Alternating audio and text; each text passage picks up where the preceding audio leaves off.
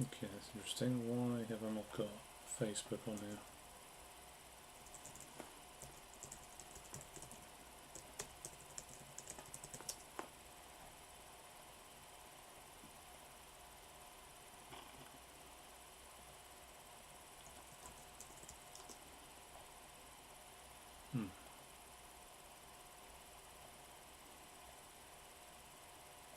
Okay, why is that?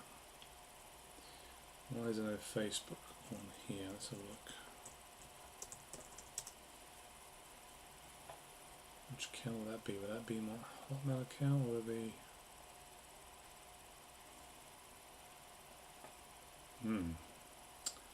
Okay. Let's have a look.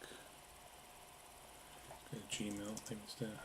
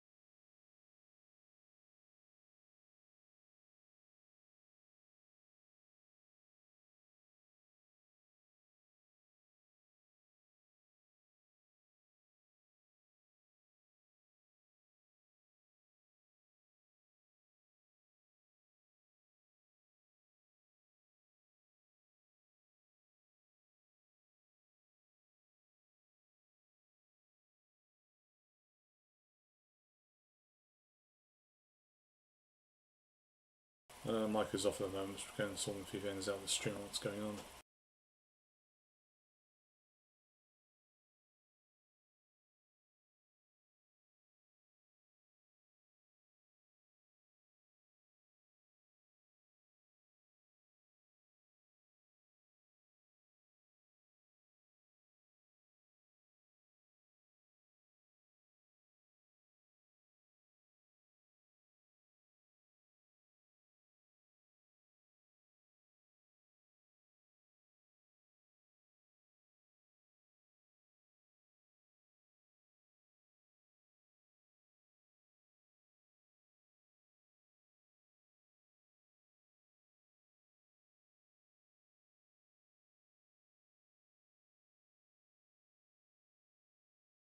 Why is it so difficult just to get a few things connected up? I don't understand that.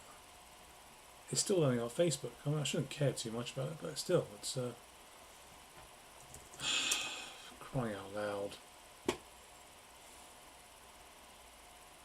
Let's check YouTube.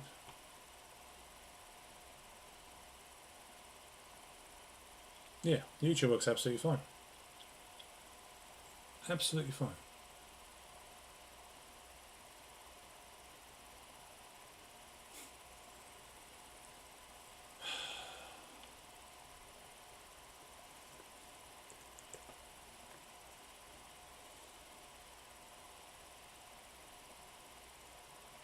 Let's go to the link and make sure we're there.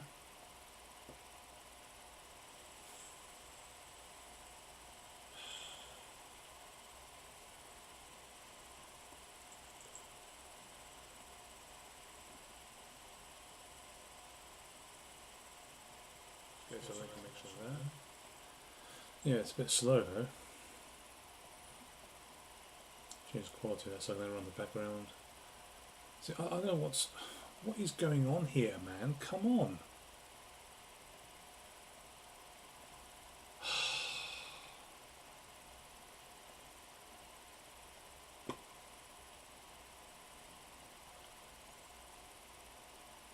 It's on there now, so what's the problem?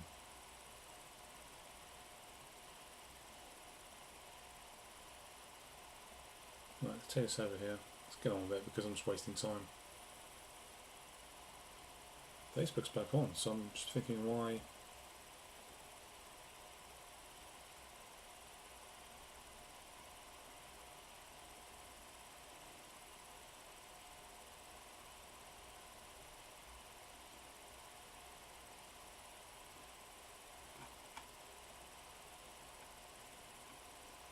That's the other thing which I find baffling. Why on earth?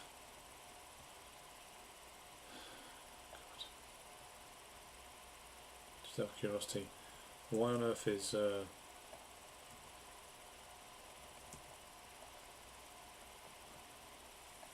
why is Facebook deleting videos, live videos afterwards? That's bizarre. Anyway, okay, so let's get on with it. Now, before we get to UK news and Russia and Ukraine, let's go through some of the headlines first. Just getting a link for this now to make sure I post on there. That looks okay now. Good. 7 minutes gone already for no reason. Let's post that on there. Yeah. Cool. Let's share the screen.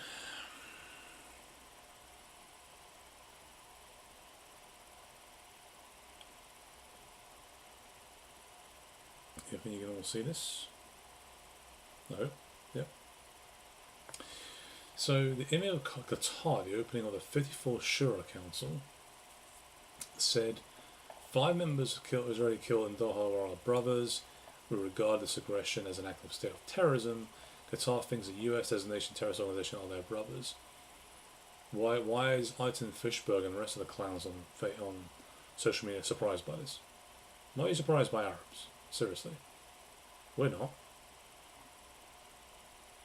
Christians living in the Middle East are not surprised. Why are you guys surprised by this? Virginia Goffrey thought she might die as a sex slave at the hands of Epstein and his circle, memoir reveals. She feared that she might die as a sex slave, it says in the article, at the hands of Jeffrey Epstein and his circle. The BBC has obtained a full copy of Nobody's Girl, written by a prominent accuser of convicted sex offender Epstein, ahead of its publication on Tuesday, almost 6 months after she took her own life. Yeah, I bet she did. This is actually back on the 20th of October, 5 days ago. Still no justice for this poor woman. There never will be justice. Speaking of which, let me get the other article. Look at this one here. Sarah Ferguson Princesses visited Epstein after he left prison. Paedophile financer says the royals were the first to celebrate my release. Sarah Ferguson took Princess Beatrice and Eugenie, is that how you pronounce it, to visit Jeffrey Epstein in New York after he was released from prison, according to late email. Epstein wrote to Paul Tweed, his UK-based lawyer, in April 2011, a month after Miss Ferguson had given a terrible interview. Had given a newspaper an interview apologising for the terrible error of judgment associated with him and accepting his money, promising she would have nothing ever to do with him again. Epstein told Mr. Tweed she, quote, should affirmatively state that she was misquoted, according to the email obtained by Mail on Sunday. He went on, Miss Ferguson took apartments in New York. She was the first to celebrate my release with $2 in tow. She visited me with a policeman sitting on my front desk. She has asked for help with her charities. This is all true.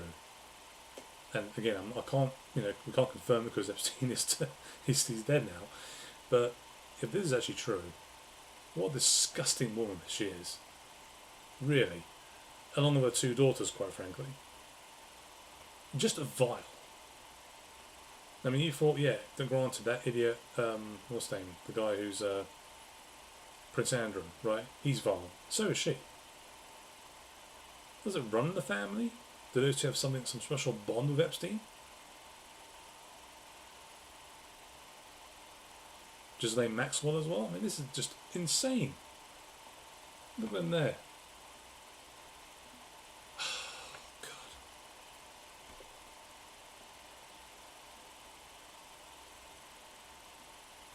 Look at this. In January 2010, Miss Ferguson wrote, quote, "Is there any chance I could borrow $50,000 to $100,000 to help get through small bills that are pushing me over? Had to ask." Epstein, whose bank accounts were being monitored, said he could not help, telling her, "You need to address these issues. You are great." Oh, Jesus Christ. Getting loans from a guy who ran a paedophile network for powerful people. 2 vile women on the screen. You can say what you want about Epstein. God save us, some women complicit in this as well. That's even more. That makes the situation much worse. And poor Virginia Giuffre is dead right now. I can't believe it, man. Just insanity. 3 officers hurt and 24 arrested during the assault in Dublin. And the reason for this was, as you can predict, the assault broke out at the site following an initially peaceful protest over the alleged sexual assault of a young girl in a vicinity in the early hours of Monday morning. I think they were using fireworks there. So, saying, what do you call it? Totally unacceptable. Yeah, I mean, you'd have thought that was unacceptable. The fact is the actual constant push to allow people into the country who are not even vetted. Wait till we get to that story about the guy who's on the run at the moment. That's actually one of the most interesting stories you'll come across. It really is. So there is that. Reconnect the YouTube channel. What are they doing here? Why is Restream being a bitch? Basically, why have to reconnect to my YouTube channel? It makes no sense. I am live as we speak. It's live on YouTube. Why are they asking me to reconnect?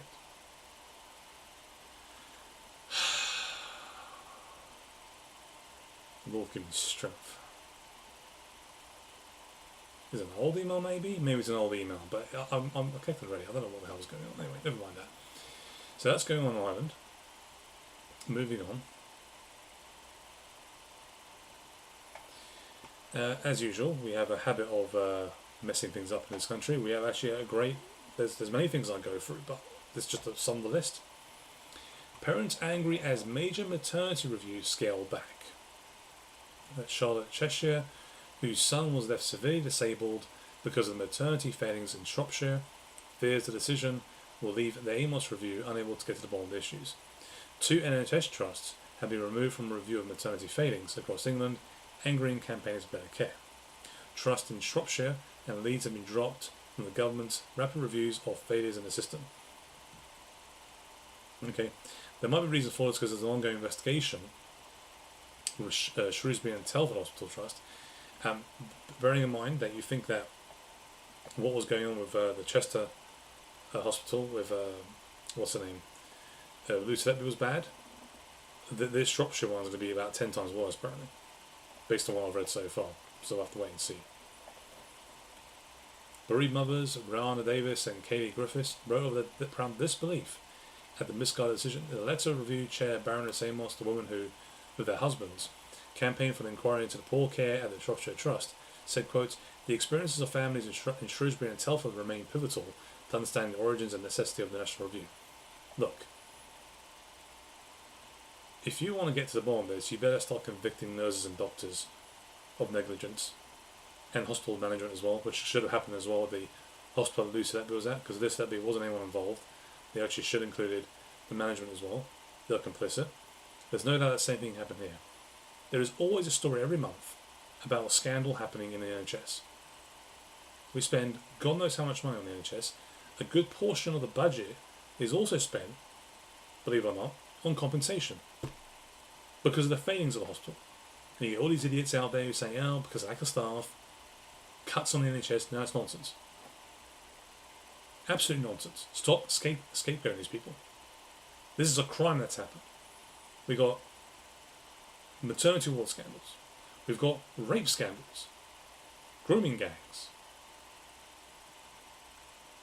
We're not vetting people come to this country. We let over, 20,000 or so, maybe almost 20,000 Afghans or unvetted in the country. Just let them roam free. When people keep telling me that we need a revival in this country, I keep telling them no. We need an exorcism in this country. That's what we need.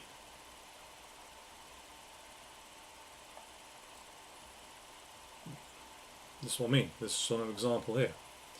Maureen passed away at 11:03 Swiss local time. The family of Maureen Slough found out via WhatsApp that she'd taken her life at Pagosis in Switzerland. The latest investigation in the clinic, as Swiss MPs now call for regulation. Oh, really? Now you go for regulation. So the people who are anti this whole thing with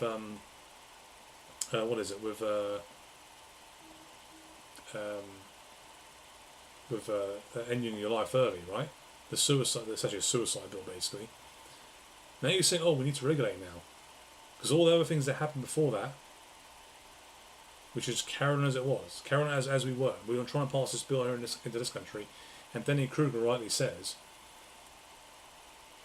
when he says here, when you say people have the right to request doctors to help take their life, this is what you get. There is no logical gap between the Ledbetter bill and the Pagosis clinic, only flimsy ideological safeguards that will quickly be seen as barriers to a human right. Yeah. Yeah. And it hurts. It really does, because it's one of those things which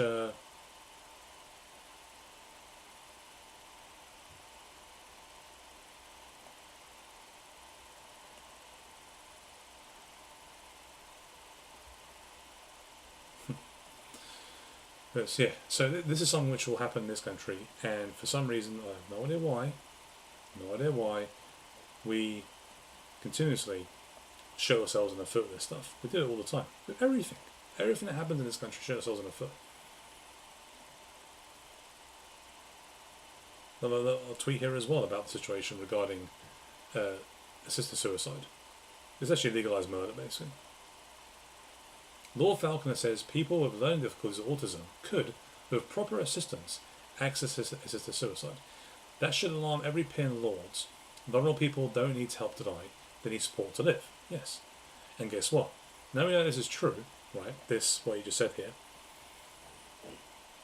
When they go and vote this in House of Lords, or if it comes back again to the House of Parliament because some justice has been made, don't be surprised if there are House of Lords, many of them vote majority saying yes to this.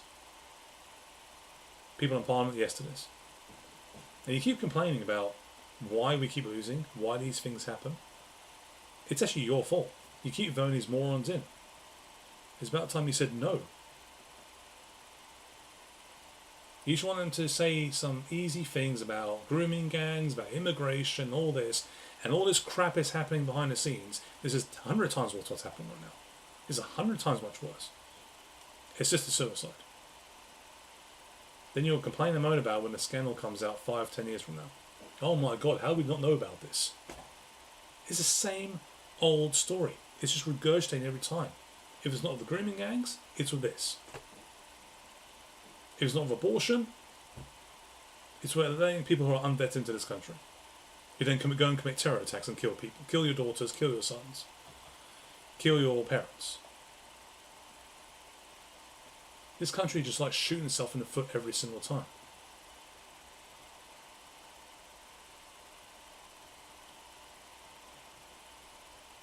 It really we covered this already. Let's move on. So, well, the economy is going very swimmingly. This lie that I keep hearing all the time about how the job market's great, pay rises are happening, that is not true at all.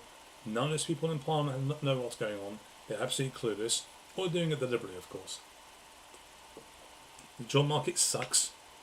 There aren't many jobs out there, and when there are, you've got almost 200, 300 people applying for one job. Okay? Pay rise is not happening. I've not had a pay rise for a while now. So the Labour government, for all the lies so far, they just keep lying and lying and lying. They'll just keep doing it. Now we heard, what's her name? Rachel Reeves coming out and saying about how, yeah, I'm going to raise the national living wage now. I'm sorry, what? You've come out and said that we need to put tax rises. This is a contradiction. And the fact that media don't even report this, it's not, doesn't shock me anymore. But it surprises me how stupid people are. That if you're not clued in on the online situation regarding these stories that come out with tweets, Facebook posts, YouTube like I'm doing right now, even Telegram, okay, I get that.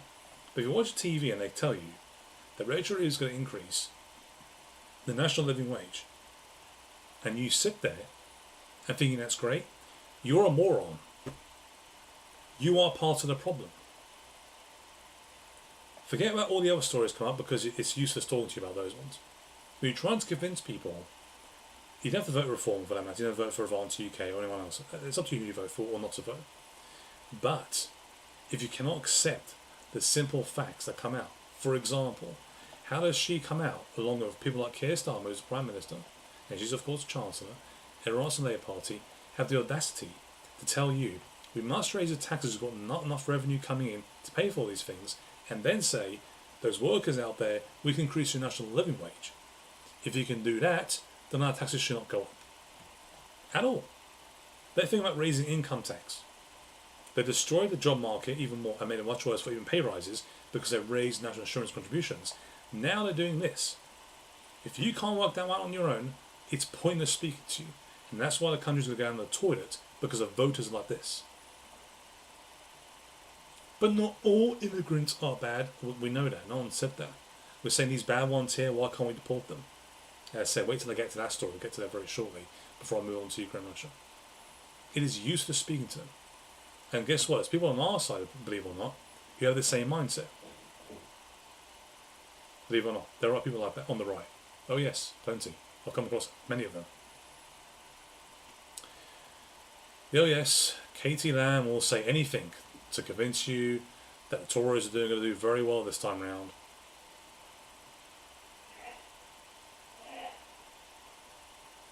The large number of people need to go home.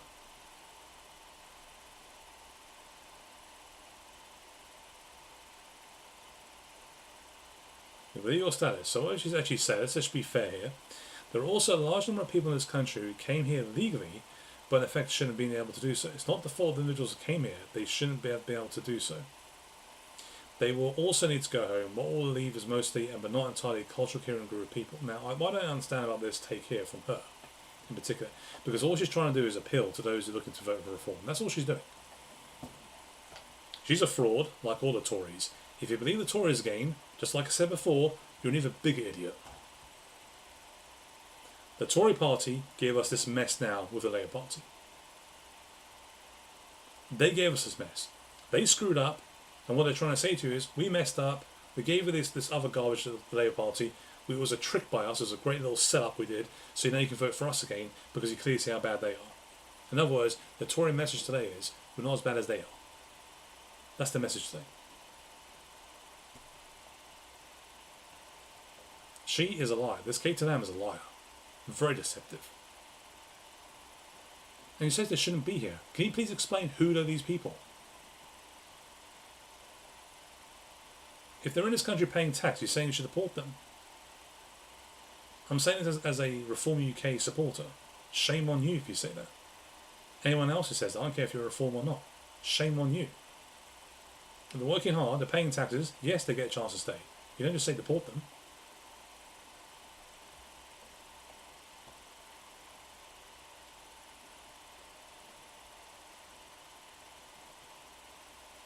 Liberal Democrats are right about this. Yes, they were right about this. Quote, what does a mostly but not entirely cultural coherent group of people mean? Exactly. Please explain that. You might know what it means in terms of, I think she's talking about people who are not trying to adapt to the culture norms, they're jobless, right, they're claiming benefits. We get all that. She's not actually saying to you exactly, specifically what she meant. She's a politician. We're the ones who make ramblings like I'm doing right now, of course. We do those ramblings and make general statements. We're not very clear about it. People know what we mean by it. I know what she means by it, though. Because Reform said you might need to reapply for that 5-year visa. Of course, there's going to be some tweaks to the law to get that right.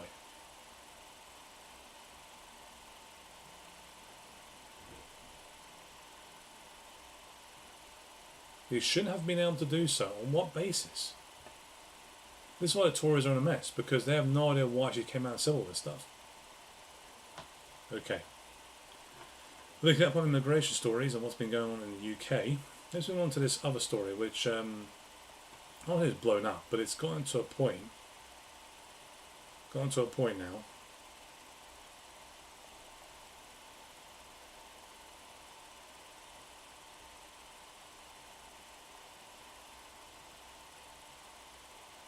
There we go.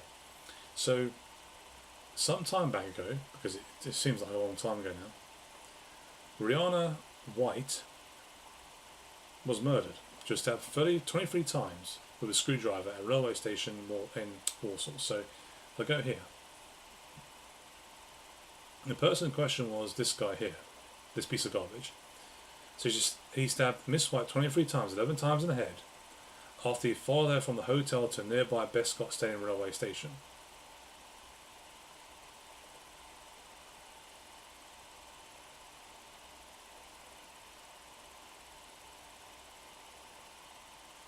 The family's there now who have made a statement outside the court. So this was back in 24 October. This was actually published, this article, so it was a day ago.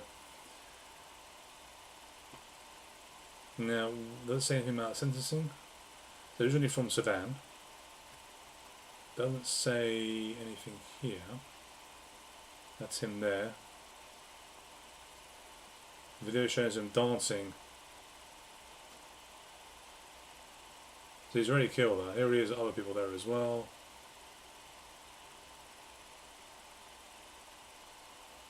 There he is walking around dancing. This is actually after her death, after he killed her.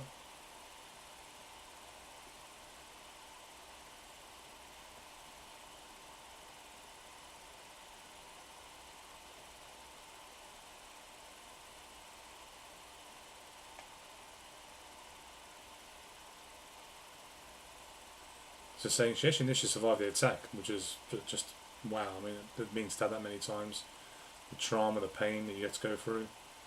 Never regained consciousness and died in hospital.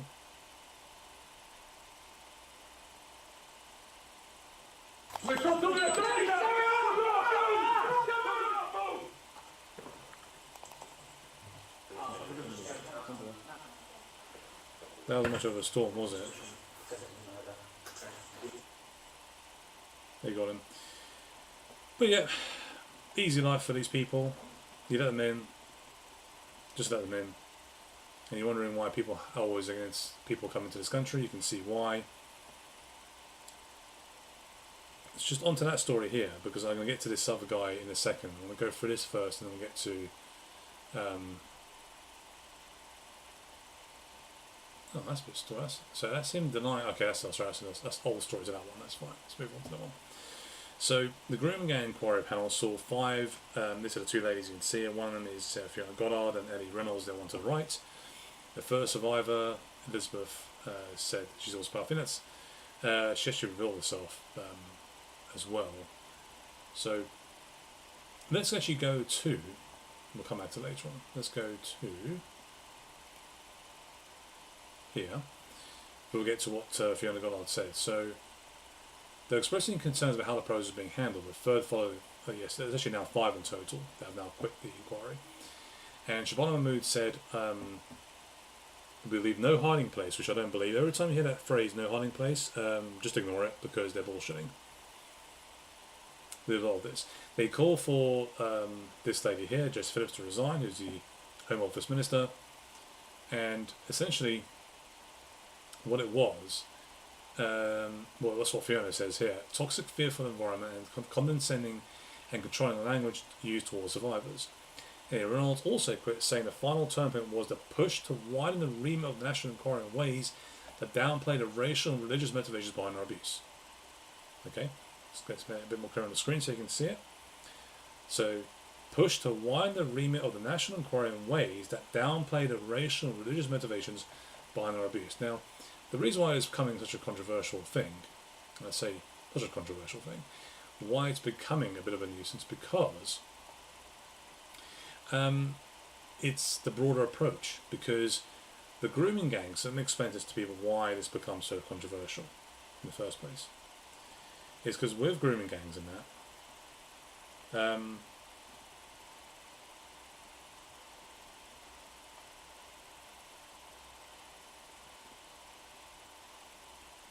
let's see here. So the grooming situation,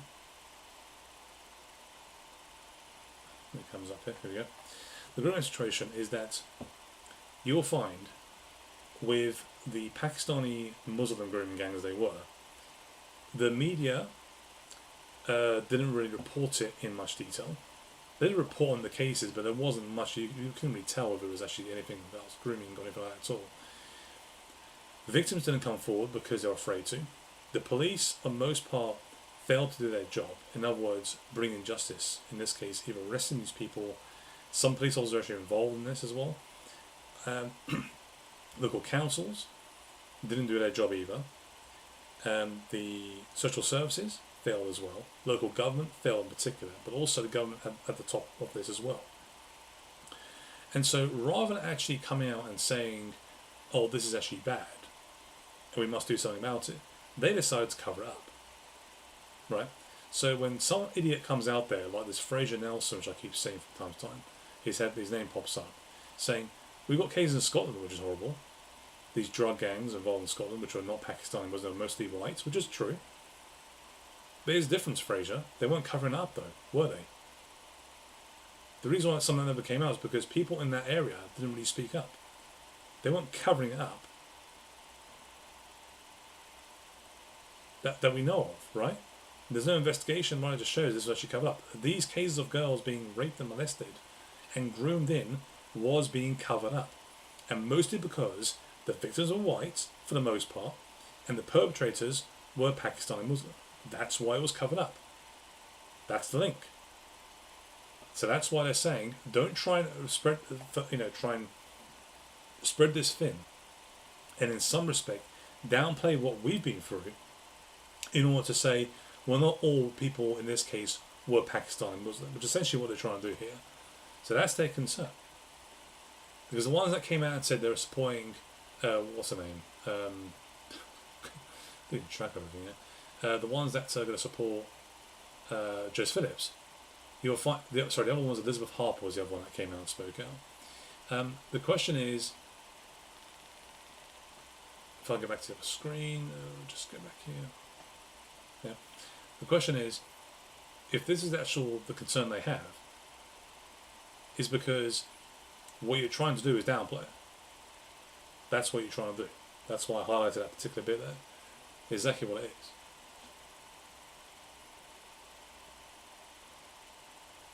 And so, obviously, Keir Starmer's back to Jess Phillips, and we move on from there. 3 men charged of raping a woman at a beach. This happened at 5 a.m. October the 4th. Okay. 3 men in their 20s will appear in court charged with rape of a woman at a popular tourist destination earlier this month. Officers were told a woman had been raped on the lower esplanade of Brighton Beach at about 5 a.m. on 4 October.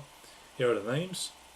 Karen Al-Danasurt, 20 years old, Ibrahim Al-Shafi, 25, who are both Egyptian nationals from Horsham, and Abdullah Abmali, 25, an Iranian national from Crewe, have been arrested and charged with 2 counts of rape each. I'm just wondering why there's so much hate for the government and hate for the Tories as well, and looking to clamp down on the people coming to this country. I'm trying to work out what could be it. What could be possibly causing this to happen? Please tell me. They're convicted of rape and actually did it, but was doing it to a woman or a child. In my view, I'll hang them. Not personally, of course. Have a justice system put in place with new laws. You're a paedophile, you're hanged. End of. But no, you give them a nice time in prison. We have to pay for the meals, a bed they can sleep in. Just a joke. You actually got people in this country who are actually white, by the way. Most people like this are actually white. You think that these people could be put through rehab and fixed. Give me a break. The state of this country is what I mean by an exorcism. Meanwhile, the UK Police and Crime Commissioners launch a Migrant Myth Busters. Oh yes.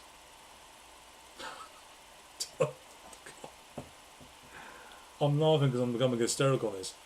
How is this even a thing? How?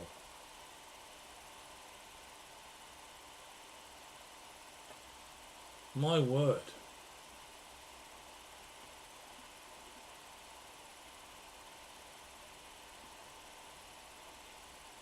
I mean, I just don't get it.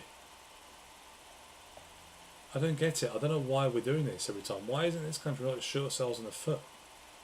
We don't do this all the time. Now, even more crazy headline. Asylum seekers baptized in migrant hotel bathtubs. Conversion to Christianity abused on industrial scale to support asylum claims, says Shadow Home Secretary. This is a Christian charity called Carelinks Ministries, a registered charity linked to minority. The Christophian sect has visited hotels across Britain to conduct baptisms in migrant bathrooms. A number of migrants who become Christophilian after arriving in Britain have in recent years won asylum under the European Convention on Human Rights by arguing they will face persecution if returned to their home countries. They're essentially a get-out clause. Here's something that people don't know that happens in the Middle East, so pay attention for those who are concerned by this. First of all, this charity should be completely funded and be prosecuted. This is what you call fraud.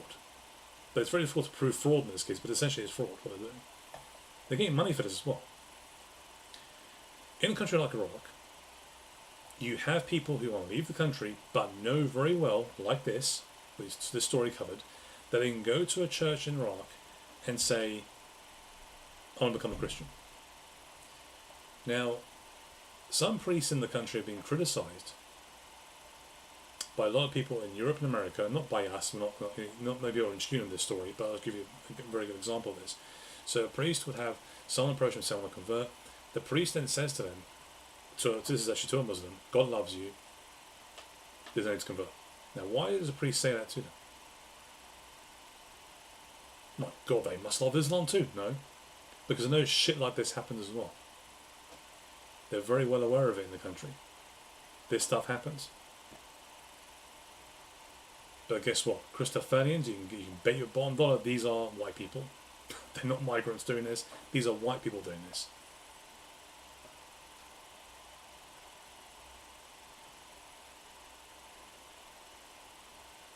You know?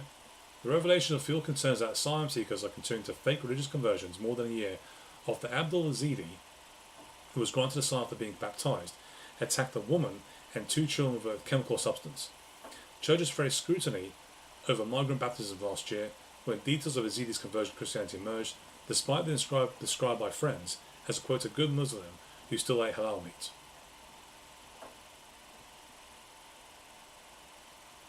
Duncan Heister.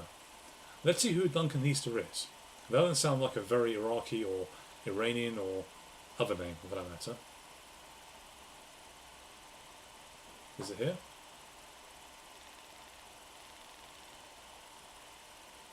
There's that picture of that clown. I don't want to say this is him, but this is their site here. There's like a...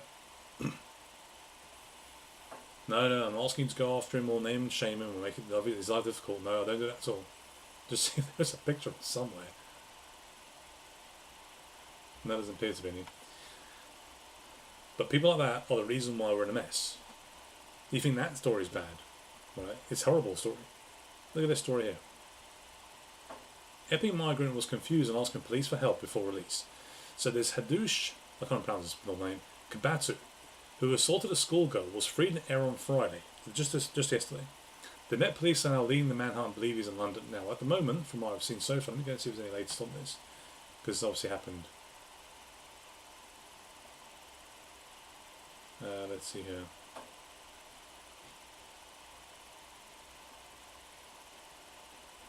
Let's see, news. Just the Met Police are getting bored and they decide to say, "Oh, you should hand yourself in." Oh, great, yeah. I'm sure that's gonna convince them, isn't it? This country's a effing mess. This country is a flipping mess, an effing mess, a fucking mess. Let's call it a fucking mess for that matter. But you know what? It gets better. Oh yes, in this country things just get better, don't they?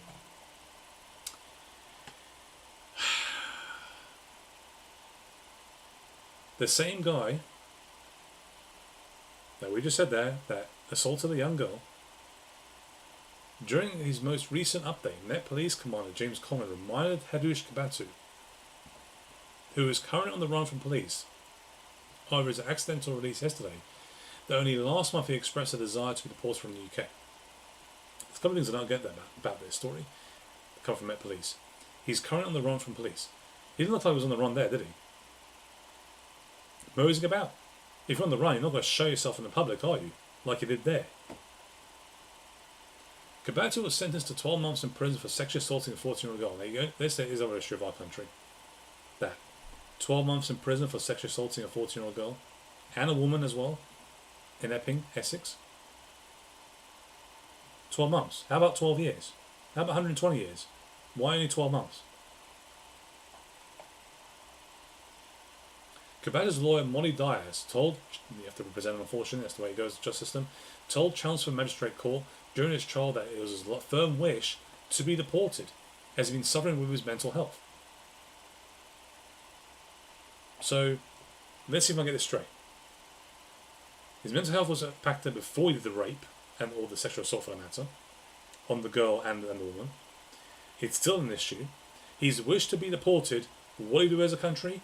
Here's a prison for you for 12 months. Have a good time.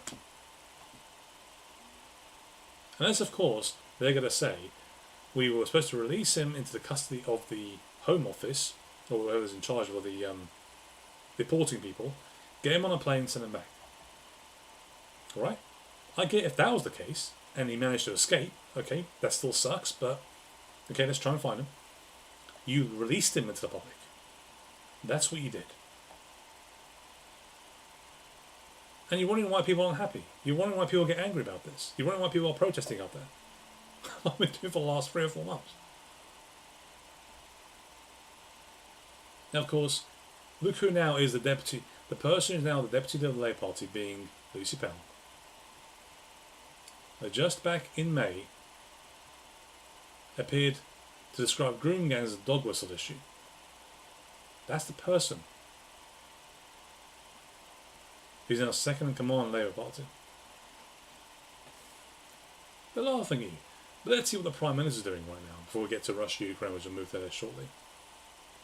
Digital ID has the potential to transform our day-to-day lives. Why? Reading the power transformer, you obviously got very ratioed there on Twitter. I don't get that. You're going with this, out of all the things that's happening in this country, you go for, let's go for the digital ID. That'll convince people, that'll make people very happy. No, sir. No.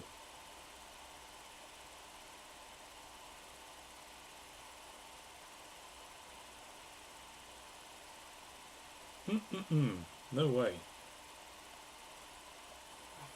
But that's where we're going with this right now.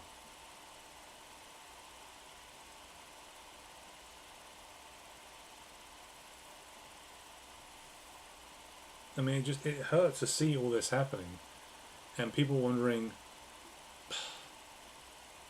I mean, we'll get to the point now whereby this is why I think sometimes, for those who are concerned but give up, this is understandable. It really is.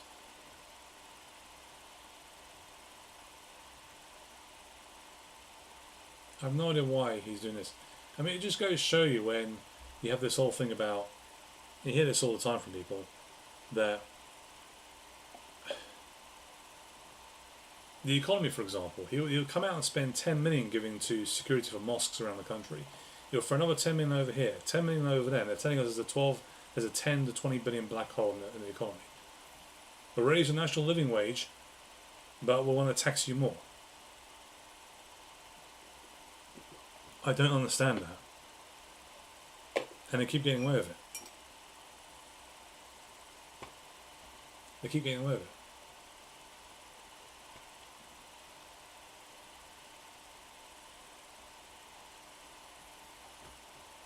Of course, it just gets even more silly. So, Nigel Farage has been spending his time now in the spectators gallery because there are the other members of parliament, particularly the government, and those in opposition, which he is in opposition, but those people in the Democratic Party, and of course Labour and everyone else from who are non-Labour, can just attack Farage and make statements about him, and he can't respond to them. So he decided, you know what, I'm just going to sit in spectators gallery, screw this, and you can't blame him. He did the right thing. I think it's actually a very good move. But then you get the Mirror, the Daily Mirror, which is absolute garbage of paper as it is. This is awkward, Nigel Farage. Farage PMQ strike mocked, as he hasn't asked for extra questions in months. That's not awkward in the slightest. It's not the win you think it is, the Mirror. It's not even close to being a win. He doesn't get to decide who gets the questions, morons. That's a speaker who made the determination. And the speaker can intervene anytime he wants to say, I'd like Mr. Farage to respond to that. Farage can't wave his hands like this and say, oh please, here, I'm over here. He can't do that.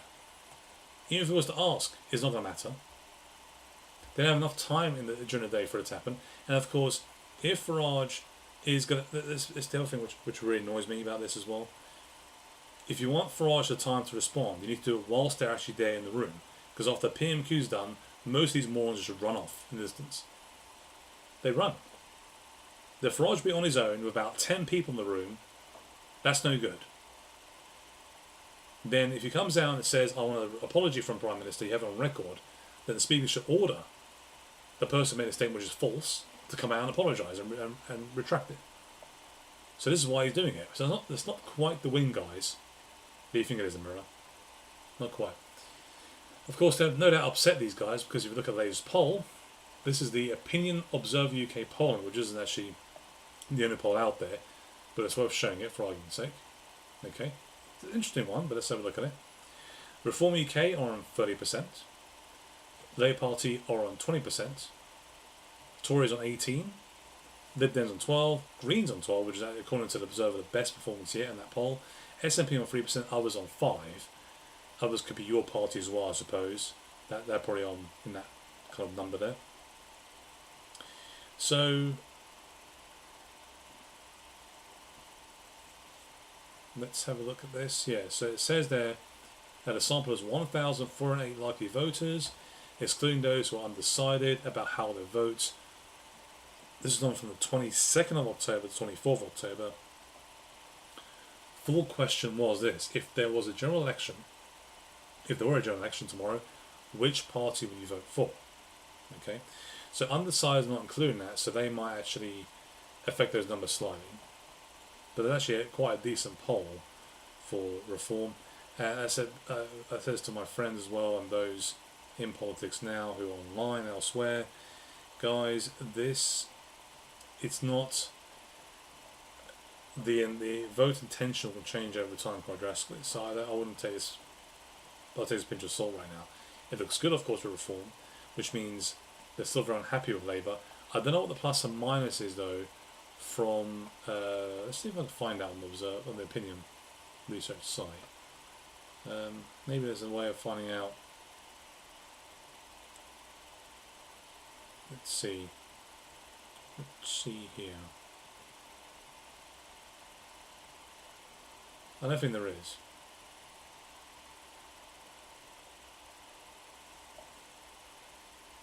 No, I can't see it. Okay. Okay, never mind that. Let's move on, shall we? That's UK stuff down. So let's go to Ukraine, Russia. As usual, these circled experts get most things wrong, which is not a surprise. Let's close off these tabs here because I don't need them anymore. Close that one there, that one there.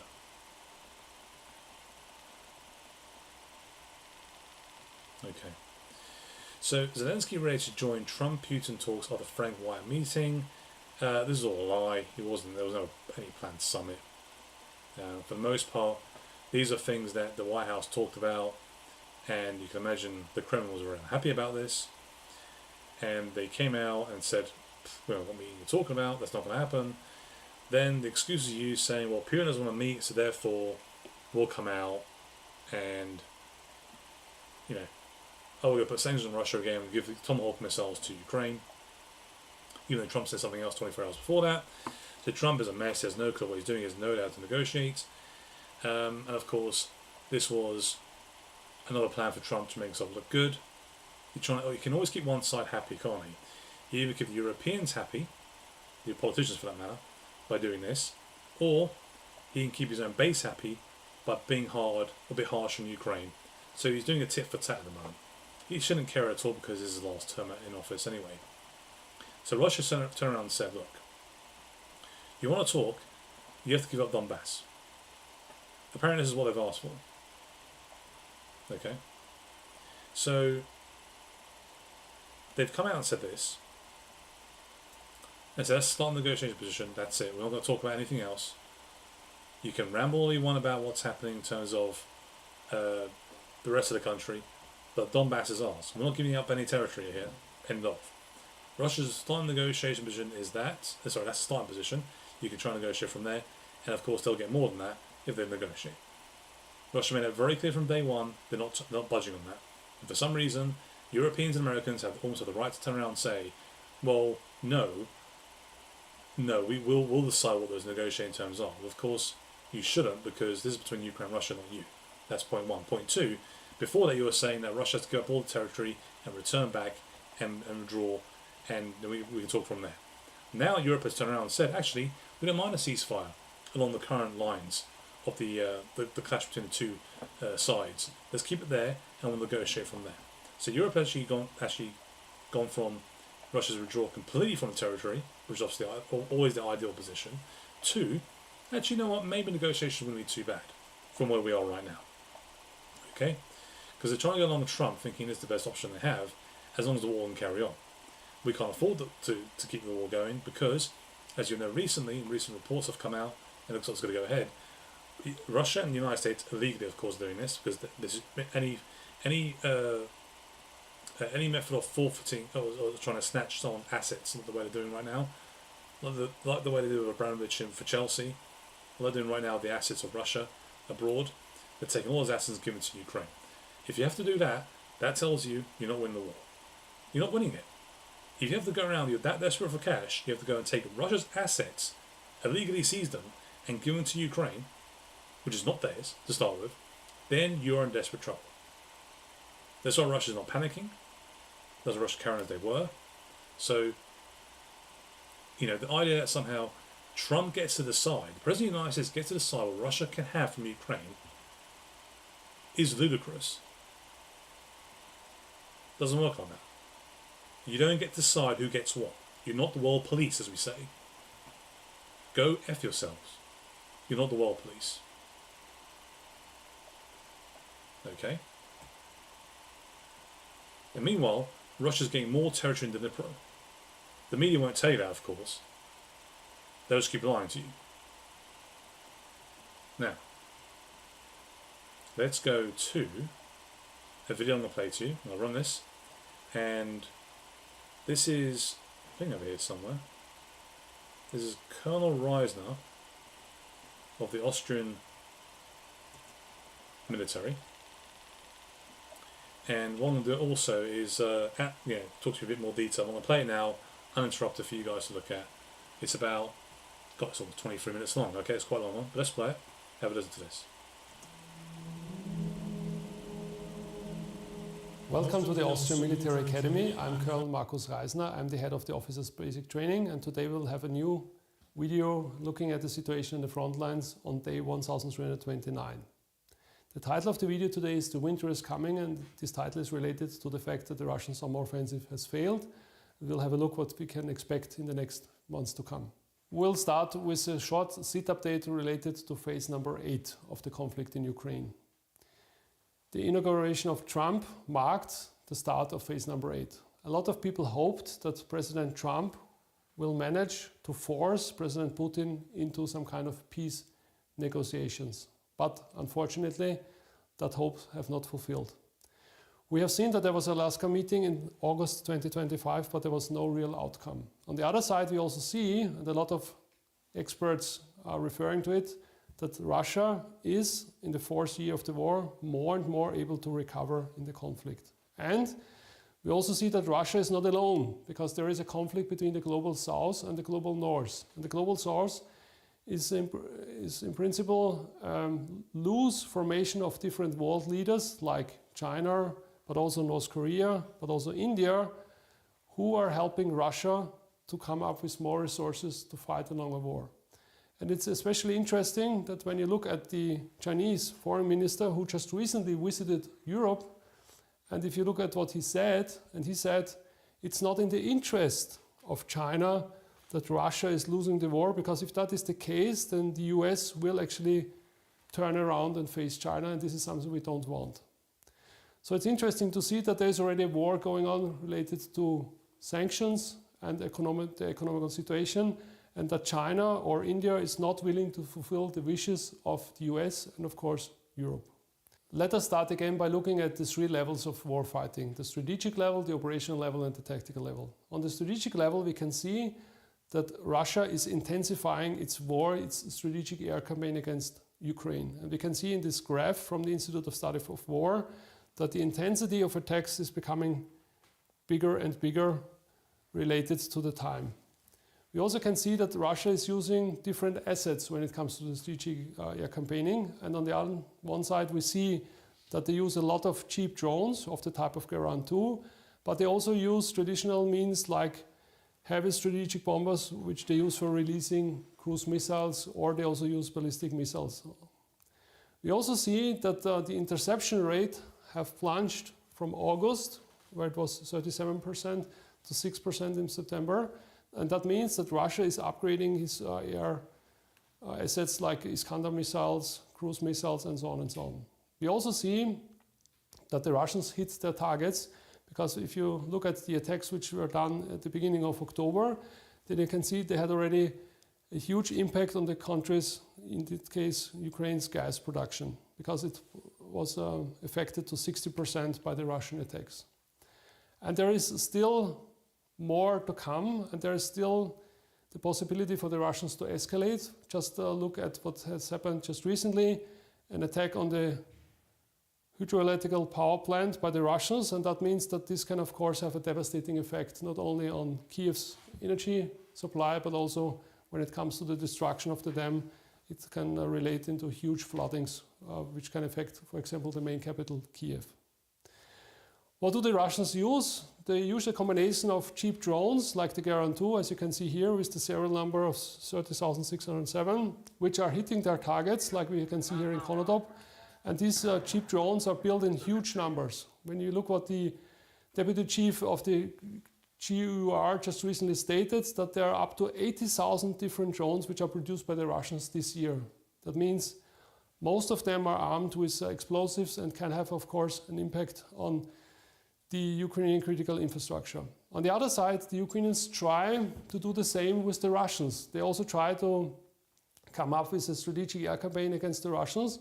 And what do? They try by using drones, but also cruise missiles, like of the type of Flamingo or the Luti, to hit targets in the Russian theater. And we can see here that at least half of all the different production sites, when it comes to oil production, of the Russian Federation were hit by the Ukrainian drones. And it's also interesting to note here that this is done with the coordination of the Americans, because the Americans are deeply involved in the targeting and planning process when it comes to attack these sites in the Russian theater. The discussion related to the possible delivery of Tomahawk missiles is important for us, referring to another incident we had seen in the conflict for Ukraine. At the end of 2024, the Americans allowed the Ukrainians to hit 3 target sites on Russian soil, and the Russians reacted on that. So what did they do? They not only used an intermediate range ballistic missile to hit the target in Ukraine and to show the Europeans what they can actually do, but they also used different types of hybrid warfare to show the Americans that they are not willing to accept the targeting of Russian sites on the Russian soil. And this is important for us because, again, we see that Americans are assisting the Ukrainians with intelligence when it comes to the strategic air campaign of the Ukrainians against the Russians. And it's also interesting to see what was written in older articles, like from the New York Times of March 2025, because there was a discussion, for example, how do we do this? And do we call it quasi-targeting, or is it a target which we give actually to the Ukrainians, or is it a point of interest or a track of interest which we give to the Ukrainians? So no one can blame us actually for assisting the Ukrainians for targeting of assets in Russia. Now let's jump from the strategic level to the operational level. And also we can see here that the situation along the front line is as follows. We have the northern part of the front, the central part of the front, and the southern part of the front, while the Russians try to fix the Ukrainians in the north and the south. They tried to reach an operational breakthrough in the center of the front. But this has also this year failed. The Russians were not able to actually break through the Ukrainian defense lines and to penetrate deeper into the Ukrainian terrain. Why was this the case? Because the Ukrainians managed actually to come up with significant reserves to stop the Russians. But there was a very heavy fighting going on, especially in the Pokrovsk area. And you can see that it is not only related to the possible envelopment of Pokrovsk and Konstantinivka, it's also about the possible breakthrough of Russian troops between these two cities in direction of the north. And it was possible for the Ukrainians, by the use of strategic and operational reserves, to stop that Russian breakthrough direction northwest.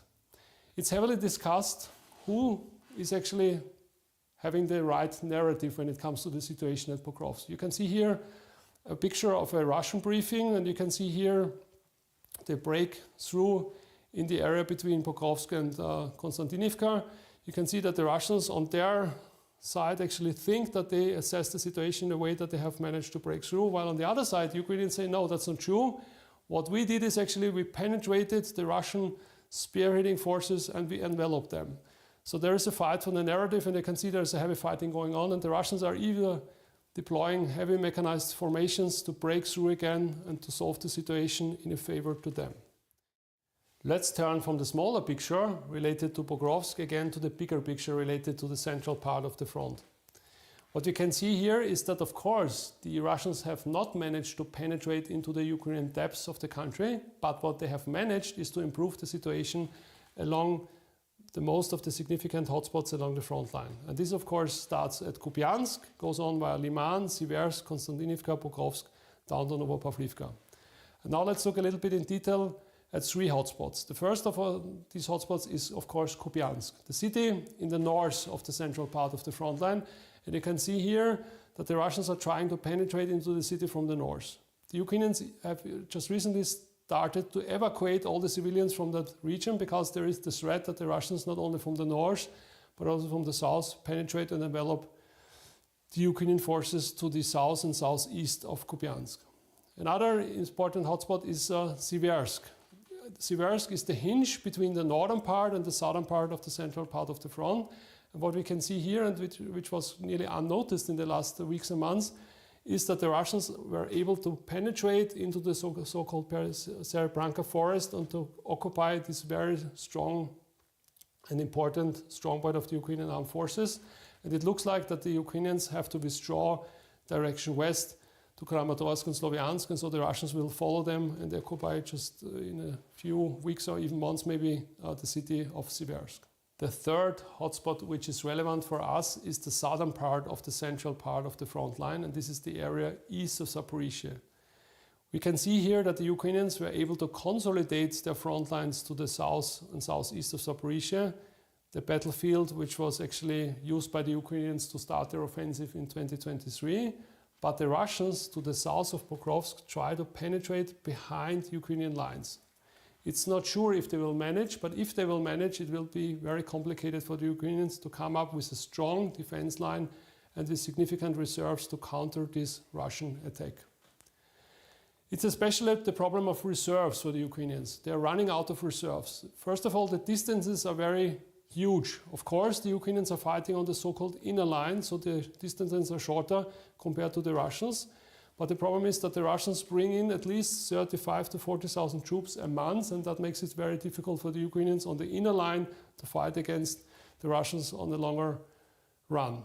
When we now look at the tactical level, then we can see that the front line is not like we think the front line looks like. It's not a defense line which is actually connected with trenches, dragon teeth and other obstacles. No, it's more or less that there are strong points with huge gaps in between, up to 2,000 or 3,000 meters. These gaps are overwatched by drones, but the Russians try all over the front lines to have a steady flow of troops into the front lines and to try to attack on all parts of the front direction west and to outflank these Ukrainian strongpoints and to manage actually to come behind them during these fightings. If there is a success from the Ukrainians, like it was just recently in Pokrovsk, then the Russians immediately switch their attack directions, and again the Russians try to fix Ukrainian forces or to penetrate through defense line of the Ukrainian side, and the Ukrainians are forced to reorganize their defense structure and to bring troops to the other hotspot, and this makes it so complicated for them to fight a longer war. Now let's look at all the different assets the Russians are using, and one of the things which is very important to notice is not only that they use drones both sides, but they also especially use bombs of the type of UMPK. In that video we can actually see how the Russian reconnaissance and strike complex works. You can see that drones are actually doing the reconnaissance, and then you have nearly pinpoint strike of Russian assets at certain Ukrainian strong points. And that makes it very difficult for the Ukrainians, especially because of the fact that the Russians, by using Orlan 30 or C-16 or Supercam drones to reconnoiter behind the Ukrainian lines to identify targets and to attack them with the bombs. Let's connect the video with the bomb impacts to the situation at the front line. Once again, we have here the situation at Pokrovsk, and you can see here the different colors of different impacts of these bombs used against the Ukrainians. And that gives you a clear picture how difficult it is for the Ukrainians to hold their lines, because the Russians are using a huge number of bombs against those Ukrainian strongpoints to weaken them and then of course to penetrate through these lines. Let's turn to the bigger picture once again. You can see here the central part of the front line, and you can here see in red the new so-called Donbass line in the rear of the main defense lines of the Ukrainians. The Ukrainians try to make the best out of the available terrain, and of course they also try to use what they have to reinforce certain terrain assets and to come up with strong positions and obstacles to stop the Russians. But the problem is you don't have these trench lines which are following in each other, but you only have these strong points and the gaps in between, and that makes it so easy for the Russians to come actually through these strong points. Once again, the situation to the west of Pokrovsk with all the available defense lines on the Ukrainian side, or the situation to the west of Siversk, which is the hinge between the northern and the southern part of the front line related to the so-called non-new Donbass line behind the cities of Sloviansk and Kramatorsk. Some argue that the Russian losses are very high, and this relates to the fact that the Russian morale is already low. I would not agree on that, because there are a lot of significant incidents which show that the Russian morale is still high and that the Russians are still willing to bring up the forces they need to attack further direction west. It's also interesting to note that a lot of tactics, techniques and procedures which are used by the Russians relate to former conflicts, like the Second World War. So the Russians, for example, use a system of reconnaissance and attack which is actually related to a system which was used during the Second World War. By using so-called motorcycle reconnaissance battalions or regiments, the Russians try to penetrate through German lines by using a lot of motorcycles and just a small number of tanks. And the same system we can also see today on the battlefield. Let us now have a look on one example. On these two videos we see on the one side Russian motorcycle troops which are preparing for an attack, and on the other side we see the video with the result of it. You can see that the Russians were actually having devastating losses, but of course, a few of them managed to penetrate through Ukrainian lines and to come behind the Ukrainian strongpoints, and that makes it possible for the Russians to advance step by step along the whole front line. It's not only bombs, tactics, techniques and procedures which make a difference on the battlefield, but it's also the use of drones. In that phase of the conflict, we already have a certain type of drone which is used, and this is the so-called fiber optic guided drone. This drone is especially important because it's more or less completely resistant against jamming. That means you can actually control the drone by using a small fiber optic cable. It is the possibility for the Ukrainians by using those drones to hold back the Russians, but on the other hand, you see that the Russians are producing those drones on an industrial level, and that gives them the possibility to come up with results on the battlefield. We also see that the Russians are getting a lot of assistance by the Chinese when it comes to the production of these fiber optic guided drones on a large industrial scale. You cannot underestimate the effect of these drones on the battlefield. When you now look at the battlefield, you can see that there is not a linear front line, but it's more or less a zone of death. That means the drone gives both sides the possibility to fly deep into the enemy terrain and to attack soldiers there. To get an understanding about the situation along the front lines, I would like to show you this video. You can see here a fiber optic guided drone attacking a maintenance point of the Russian armed forces behind the front lines. You can actually see that the operator is able to have a clear picture about the situation inside the building and to look for possible targets. What we can see in the next seconds is that he will find a target behind this camouflage netting, which gives him the possibility to attack behind the netting into the object, which is in that case a tank.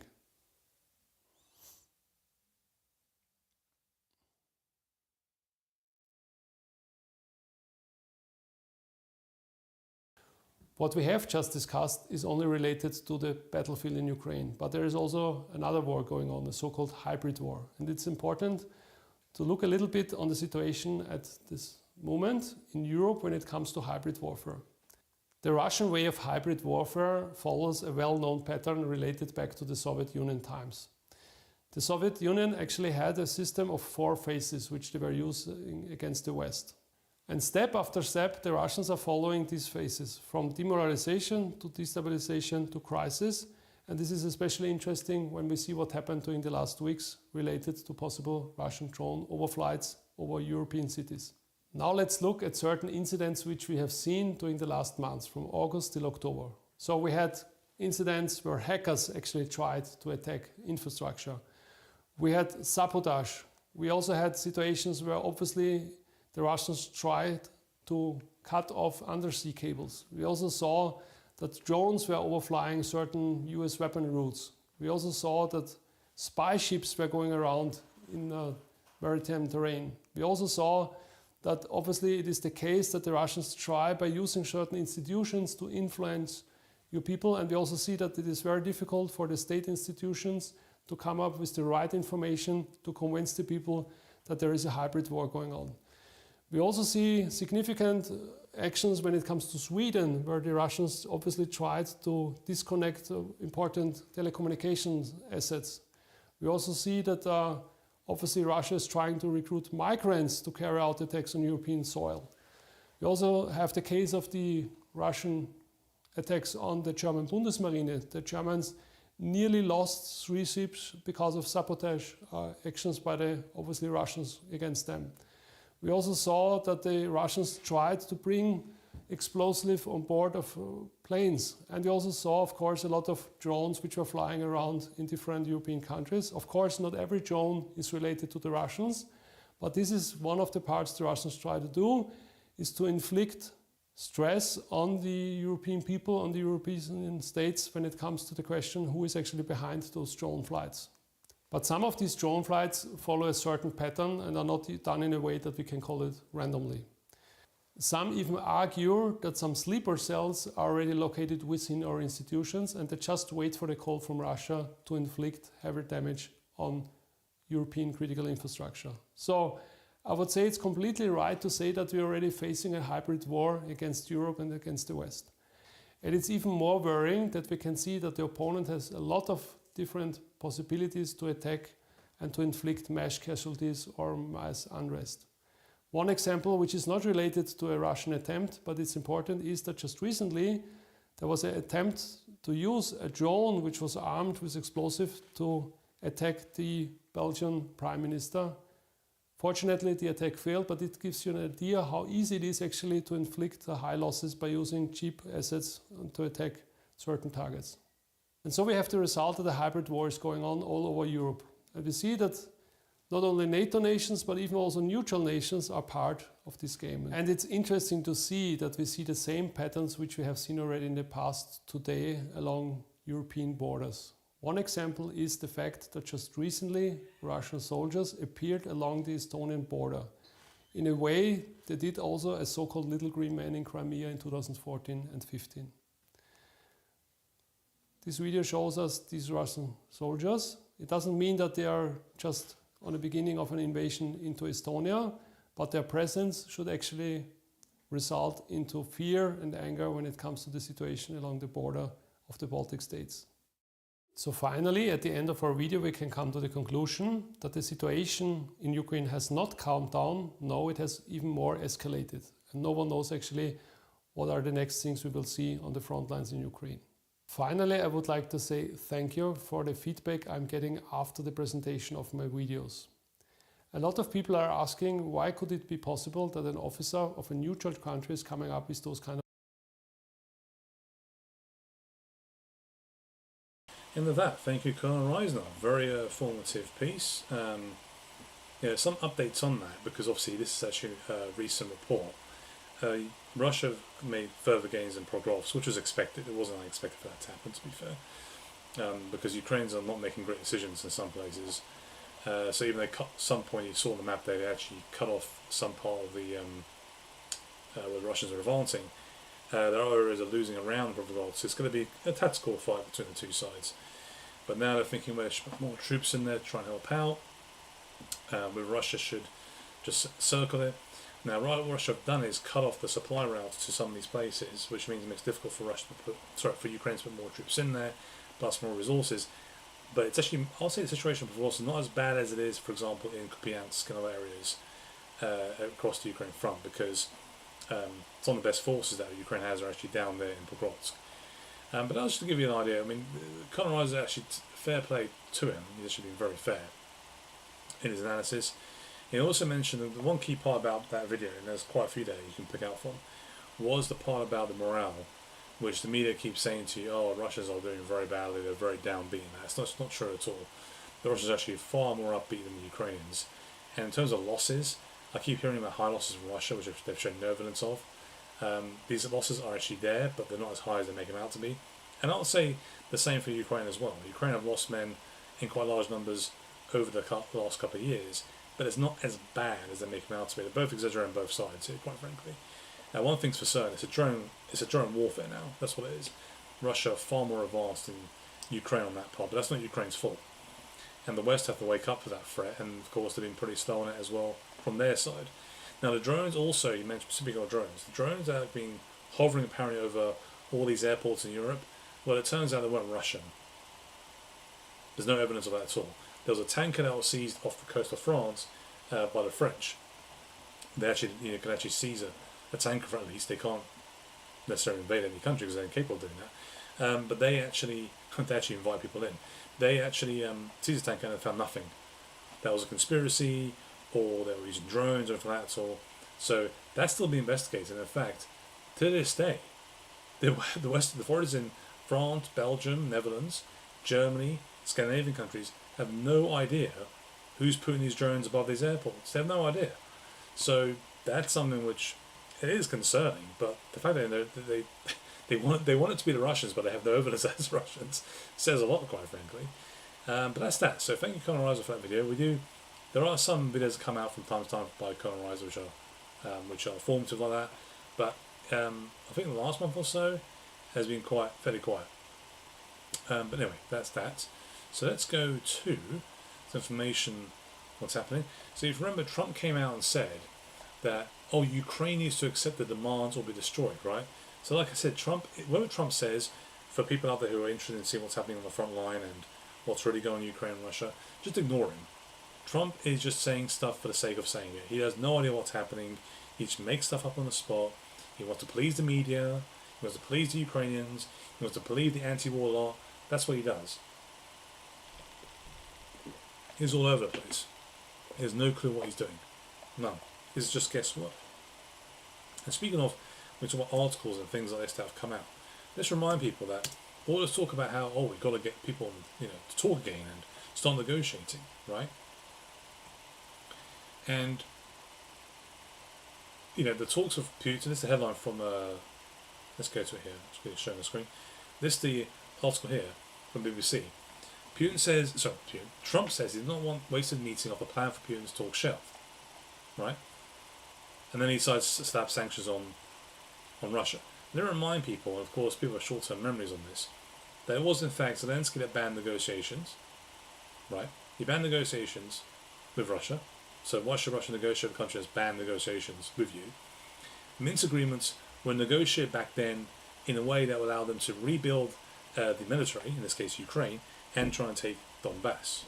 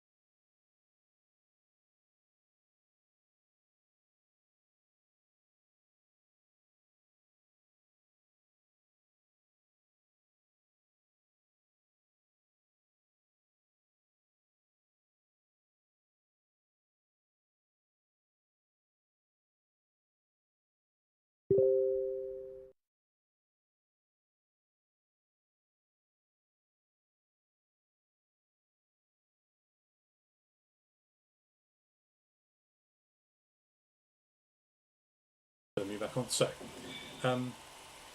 So all these things they've done, all this over concerns that Russia expressed about, expressed their concerns over the Ukraine join NATO. We know about that. I'm not going to go through that again because I've been through a million times why Russia decides to take action. Okay. Then this situation comes up about Trump. Then he comes out and says, well, we're going to put tough sanctions on Russia. He then threatens India, threatens China, and you're expecting these countries to just bow down. And basically what India did was they said, okay, we're going to buy this Russian oil using the Chinese currency. That's what we'll do now. So this is what they always do. America did the same thing with Libya, the same thing in Iraq, the same thing in Syria. And they don't like it when the Russians win. They don't. I don't know why. No idea why. Right? You want to be energy independent apparently in America. Your country comes first, but you go around stealing resources around the entire globe. Unbelievable. So I have no issue with China, with Russia, with India, and other countries responding harshly to the West. You deserve it. Because they won't give in and give you cheap energy and cheap things around the place. Okay?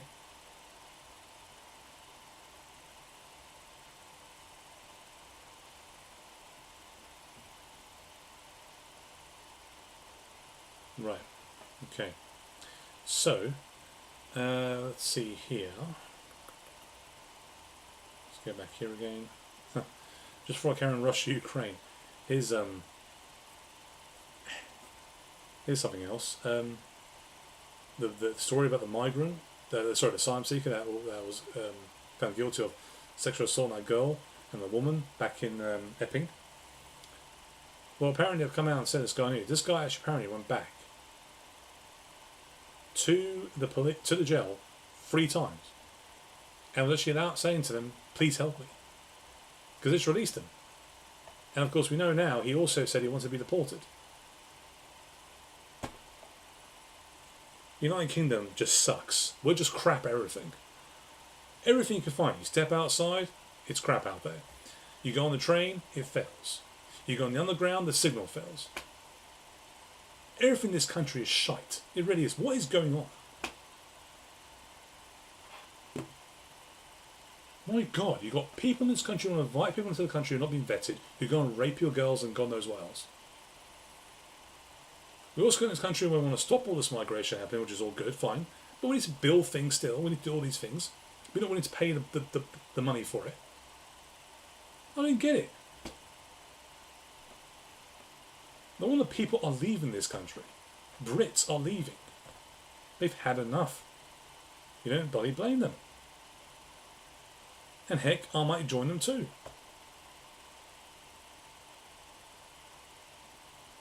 We've got one shot at this, which is possibly 2029. I have to wait and see. Anyway, so that was all going on. And then this article came out, which is even more hilarious. Yes, it's hilarious. Hilarious because this is what they're trying to do to you, change public opinion at all costs. Even when lying to you with a straight face, by the way. Lying to you. You can't see the bit there because it's cut out of the this box you just can't get rid of for some reason. The Sunday Times, yes, the Times, which is of course a propaganda unit for Ukraine, as always has been. They say down here, Russian spies and hard-left humanitarian groups are working with people smugglers to flood Europe with illegal migrants, a Bulgarian minister says. He says his government has evidence that the Russian Foreign Intelligence Service had direct links with the criminal gangs facilitating illegal immigration to the European Union. He said Russian spies were helping people smugglers find weaknesses in the EU's external borders, including Bulgaria's border with Turkey, and were telling migrants how to exploit the EU and UK asylum systems and avoid removal. No, you don't need that because our laws dictate you can have, one might say, legal representation in the country, who then go and tell you what your rights are.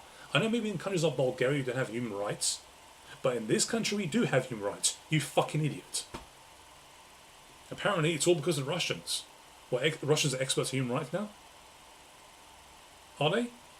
We're stupid and dumb, we'd have this in our country? And of course, Yvette Cooper being one of the most dumbest human beings on our planet, this is why our country's going down the toilet, even more, because of idiots like this. Yvette Cooper, Foreign Secretary, said, Mitos revelations exposed the threats posed by hostile states like Russia. So apparently you had no clue this was all going on, but some Bulgarian bloke decided to say, Russia's doing all this to us. Yes, of course, Bulgaria now know this has been happening for years. Didn't do anything about it. They just come out and say it because we need to make Russia look bad. Russia look bad. Russia, as Trump. The one thing that Trump got right, the one thing I'll give him credit for, was the nonsense about Russia. The conspiracy theories. He was right about that. That's one thing he was right about. Absolutely spot on.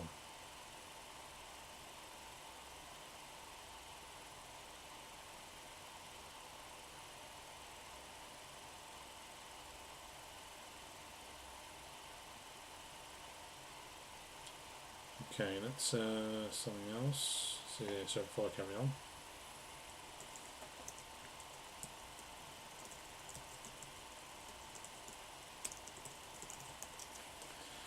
Right.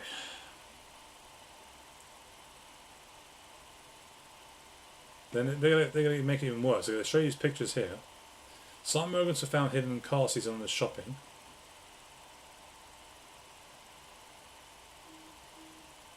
Okay, so let's take a look at this image here, for example. Now you're telling me, right, that these people they're shopping, right? They did their shopping. I'm not laughing at these people who are desperate. God bless them, right? I understand why they're trying to make this trip, and I understand that. I get it. What do you think about this? So they put all those toilet rolls and the kitchen towels on there, on top of them. So at which time do they sneak into the car under the shopping? When? You tell me when. And they were there beforehand, under the blanket, and they didn't know they were there? Really? No, because people who are driving this car are trying to smuggle them across. That's what's happening. Under shopping. Just crazy. Nah, look. Just tell you now, someone's telling me from Russia they're trying to join this on Telegram, trying to join this stream, they can't. They have to use a VPN to do it. Well, well, well. So now even the Russian people can't get my perspective on this conflict thing. That's how desperate the governments are to stop us online from talking about this. So even the Russians can't hear it. Even if it's negative towards Russia, they'll still hear it. But they want us to hear, or them, for example, to hear anything that we have to say. Wow, isn't that something?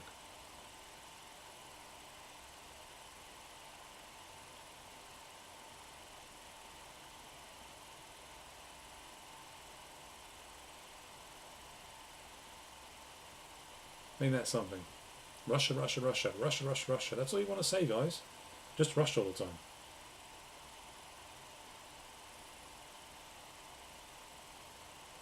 So just some information I want to read to you, and we'll wrap up the stream from there. Cause just it's more information based. This Ukraine-Russia chit chat. So there's a text here. I'll read it to you from here. So, Financial Times article describes perhaps the most tense episode in relations between Kiev and Washington since the conflict began. We know this has all changed recently because Trump's always up and down. That's really too, for argument's sake, for information purposes. If the publication sources are to be believed, Donald Trump actually brought it to his meeting with Volodymyr Zelensky, not his own plan, but Putin's message framed in cynically pragmatic terms: agree or be destroyed. This episode, beyond its sensationalism, which is what it is, exposes a fundamental shift in American foreign policy for the first time. A US president is speaking to an ally in the language of strength rather than support, and he is doing so not for the sake of compromise, but for the sake of a deal. For Trump, as the article shows, the war in Ukraine is not a moral issue, but a bargaining tool, not only of Moscow, but also of Europe. Zelensky's refusal to make concessions automatically turns into a burden for Washington, not a strategic partner. This episode confirms that Moscow has managed to impose its own framework of conversation. Putin has not just kept initiative on the battlefield, he has managed to make sure that even negotiations between the United States and Ukraine are conducted in the coordinates proposed by the Kremlin. The threat of annihilation conveyed by Trump is not so much military as psychological. Russia is demonstrating that its position has become a point of reference rather than an object of pressure. In this sense, the proposal to exchange territories is not weakness, but a game of magnanimity of the strong that forces Washington and Kiev to respond to someone else's logic. We are witnessing the return of realism in its original form, in a world where ideals no longer work, only fear and calculation remain. Trump behaves not as a leader of the free world, but as a broker who understands the price of war and the price of concession. Zelensky, in this scheme, becomes not a hero but a hostage to a morality that no longer has a buyer.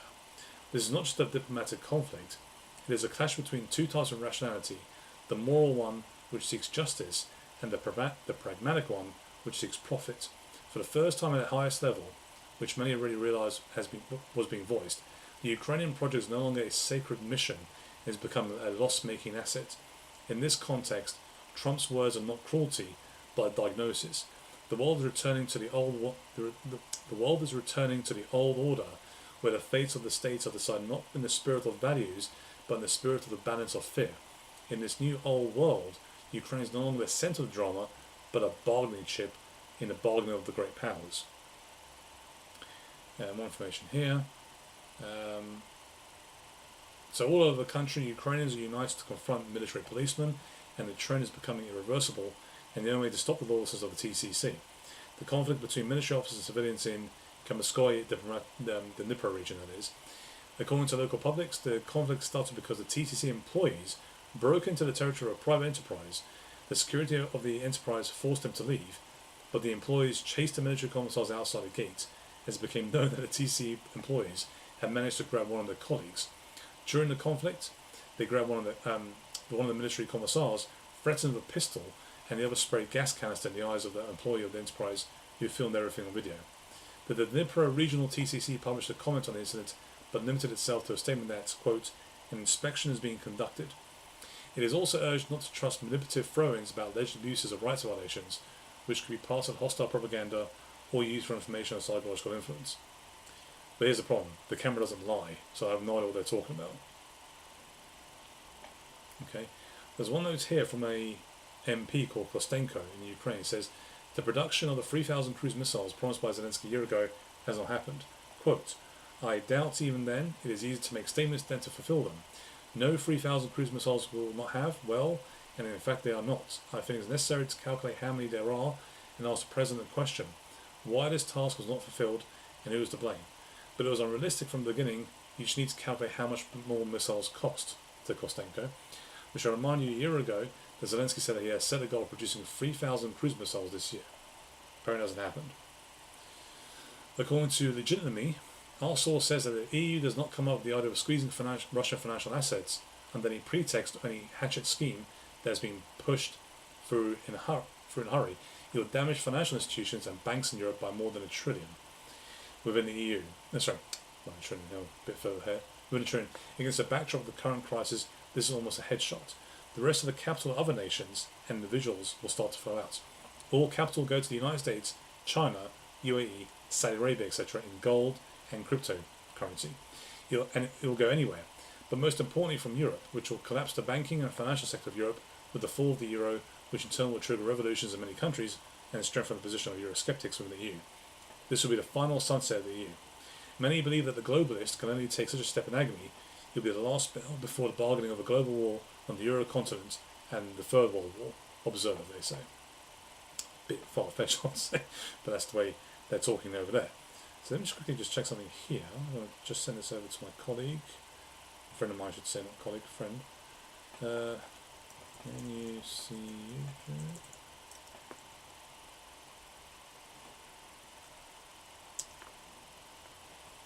Okay, let's go and minimize that. Let's go back here.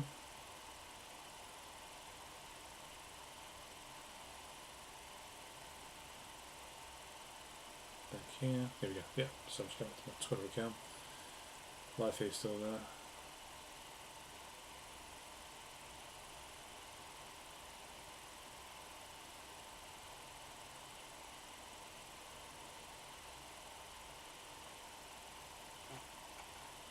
Let's say, where is it gone? Here we go. So I'm just making sure the link's still there. Right. Moving on there. This is from ex-Ukraine. They took Telegram account. These are all pro-Ukraine accounts, but not necessarily pro-Zelensky. In various regions of Ukraine, there is a growing resistance to action of TCC. We'll cover this already, but here it says, often those who are taken away by the TCC against their will are subjected to bullying and violence. Reports of beatings, threats, and unsanitary conditions in the TDC or TCC premises are no longer shocking. They become part of the new normal. Individual cases like the tragedy in Cherkasy, where a man allegedly fell out of a bus when in fact he was beaten to a pulp, are only tip of the iceberg of what's happening. What is happening is not a failure in the system, it is the system itself. Forced mobilization accompanied by violence as a form of control and intimidation, which is based on suppression of will and destruction of social ties. In the absence of institutional protection and legal mechanism, social resistance becomes a form of self-preservation rather than protest. Okay? Here's a little stat for you towards we'll almost wrap up the stream of this. The Telegraph, the UK newspaper which does a lot of propaganda for Ukraine, says of the 3.7 million men of draft age in Ukraine, more than 500,000 are hiding, fearing being sent to the front. Although all men between 25 and 60 are subject to military service, there are almost no volunteers, making forced mobilisation the norm. So it's the first time we hear, the first time ever I would say, first time we are seeing the UK media, I would say. Someone said something back 12 minutes ago. Are they breaking on purpose and bankrupt so the big banks can come and take over? I'm not sure that's in reference to. Sorry, maybe I missed Nick Plur. Sorry, I didn't actually quite catch the comment because there's not many people watching. There's only one or two people watching. That's it. I'll have to come back to another time. So it's the first time the UK newspaper has acknowledged.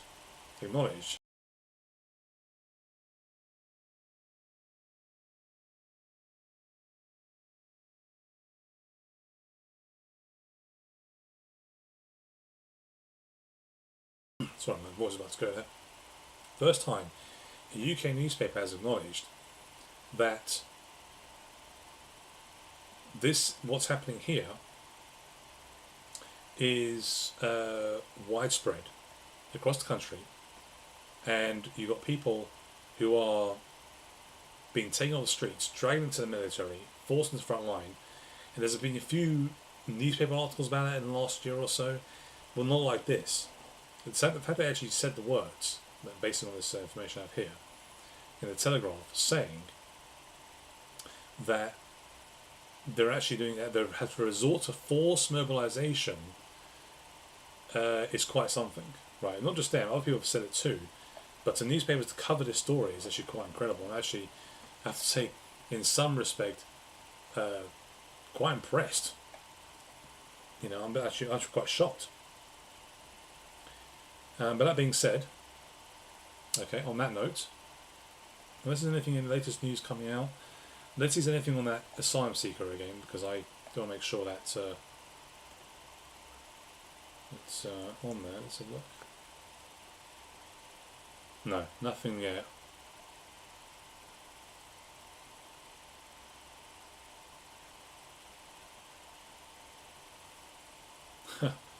In 12 months, they're saying from March 2024, March 2025, 262 prisoners are released in error. Bloody hell, this country's just shockingly bad. Just bad, just terrible. Absolutely terrible.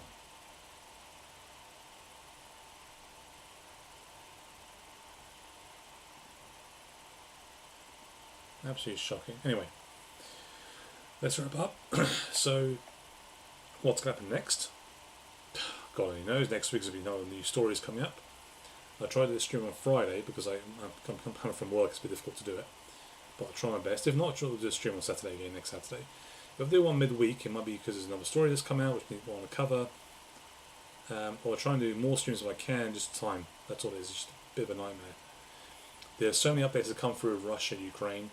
That it's difficult to put into one stream because there's so many. That I tried to keep just a bare minimum in terms of what I can cover in a short space of time. So, but that being said, until next time, we will catch up hopefully again. And I've got a story about the building collapses in Manchester City Centre. Jeez, that doesn't mean we can't get anything right. Nothing at all. The more UK stories, of course. We're covering what's happening in the United Kingdom for the most part. Should we know? Just a quick note about this. Actually, let me make a note about this. The by-election that happened in Wales, which I did say I was going to cover the results. So, Plaid Cymru won the seat. They beat Reform and other parties. It was by about 7, 8 points. Well, I can't remember the exact numbers. But that being said, the Labour and Tories have got absolutely spanked there. I mean, it is pretty much at a point now where they could finish third and fourth in the next election. That's saying something. So here, let me see if I can get the result here. The exact results. Yeah. So it was actually about 11 points. So Plaid Cymru on 47, Reform on 36, Labour on 11, and the Tories and Labour drop in percentage points was almost 50 points. It was almost 50 points. Almost the drop in points, 50 in total. Quite something. Let's see. So Sir John Curtis made a statement about this yesterday or today, I think it was today. Let's have a look. He said, this is actually quite important, I think, that a spot result for reform, which of course they put a lot into that, into carefully. So they were thinking that maybe go in and try and win, which they didn't. So that's that. Let's see. Let's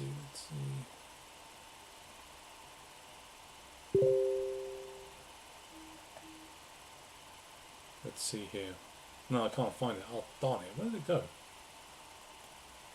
I did see who posted it. I'm not sure why it's not there anymore. Let's try and find it. Just worth putting this before I wrap up the stream. So Sir John Curtis is actually a quote from him. This is about the by-election, well, the election happening in Wales.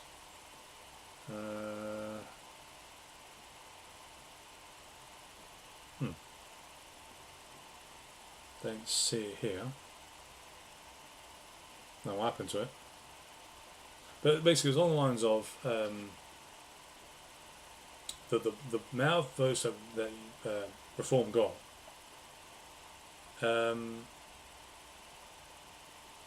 Was in fact in line of what they're getting in terms of numbers for in terms of polls, where they've been polling it. So they, even though at this point they didn't win, of course, because they didn't win the seat. But in terms of numbers, they're looking good. And bearing in mind, in Wales, they have a PR system, proportional representation.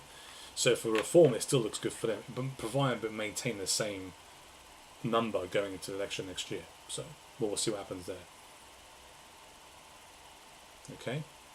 Right. That being said, wrap up the stream.